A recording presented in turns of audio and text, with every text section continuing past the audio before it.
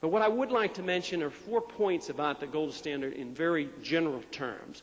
Why I have come to accept the idea that a gold standard is the only standard that can be used if you want a free market and you want a sound, healthy economy.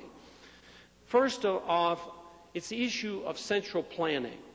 So often there are many conservatives who believe that central planning in farming and agriculture and producing steel and doing anything in the economy outside of money is a disaster. They say, well, look at the results of central planning in Russia. Look at the central planning in any socialist nation, and they reject it outright, and I believe correctly.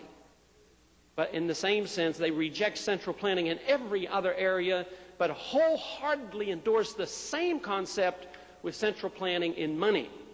And I have come to the conclusion that central planning of money is just as disastrous as central planning in farming.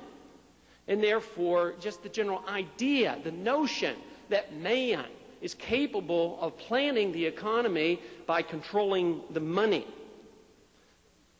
But the one thing is different about planning centrally the money supply as compared to planning farming. Farming only feeds us, but the money sustains every single transaction. It is a participant in everything that we do. It is the unit of account that we have to measure every transaction. All our services and all our goods are measures in terms of the unit of account.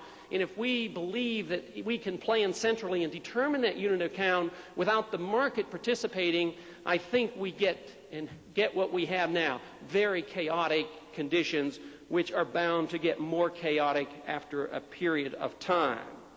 So I don't believe that central planning in money can be successful.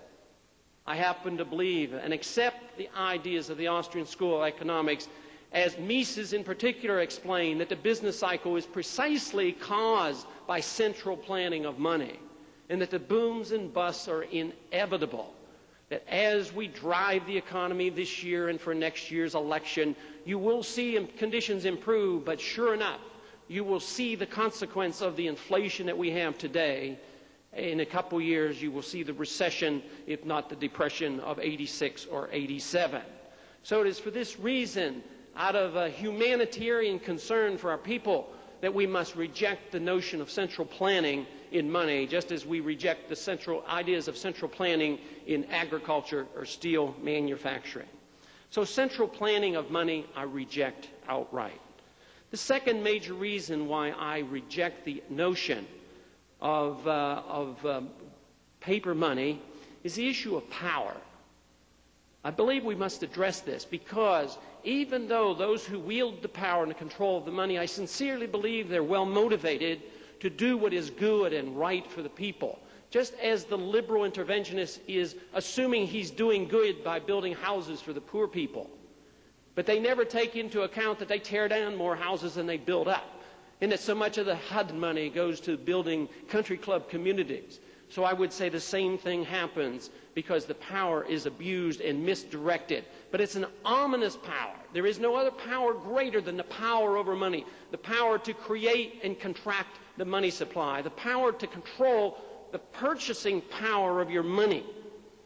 Throughout history, this has proven to be the most sought-after monopolistic power of man. And it has become more sophisticated over the decades and over the centuries, more sophisticated now and more international in scope than ever before. So I see the issue of power and the control over money as being something that we cannot ignore, we must address. I believe closely associated with this is the issue of morality as well.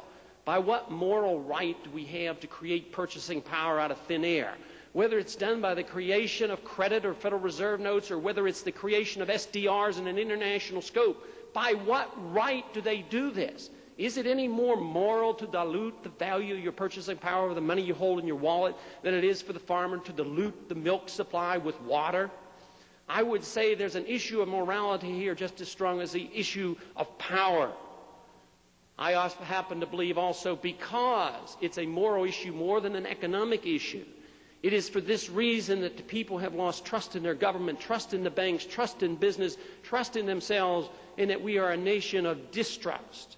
And it's for this reason I believe that until we restore trust in government, trust in the system, and trust in the money, there will be no resolution of this problem. It is the issue of trust in people and trust in money that must come before you can start talking about nickeling and diming it, trying to get back to a balanced budget, because that certainly hasn't worked. So I think it's important to address the issue of central planning, the issue of power, and third, I think that we must address in general terms the issue of the origin of money. I know that's been talked about, and we recognize, those of us who believe in commodity money clearly understand that money, paper money and credit creation didn't come out of the marketplace. That came out of the heads and the fantasies of the intellectuals and the government officials of those who want paper to be money, but never out of the marketplace. So I would say the paper standard is bucking history, and it's bucking economic law and economic truth, and they only can do it with force and more power to make people accept it. Because economically and historically, paper is not money. It can't be money. It's only money because we're forced to use it and because there's a residual trust in the pieces of paper that we carried around, because at one time it did have real value. Just think for a moment. If all of us were stranded on a small island and we had absolutely nothing else, no trade, but we were all put on the island and we were expected to survive, we would have to do what to create capital to survive? We would have to get our food and build our houses and make our tools. And everything that we had in excess of what we consumed could be our capital, and we could trade it. But how many of you would accept the idea that if we were all working busily and making trades and somebody gives a bushel of wheat for a bushel of corn, how many of you would accept the notion if we had the one individual to arrive on the beach and he said, "I'll solve all your problems, I'm going to create wealth for you.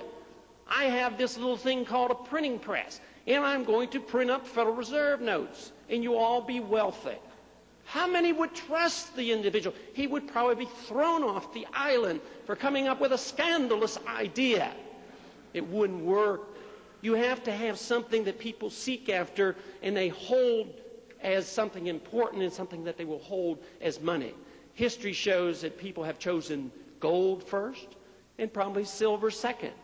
But most people in the economy, they'd rather have cigarettes than pieces of paper.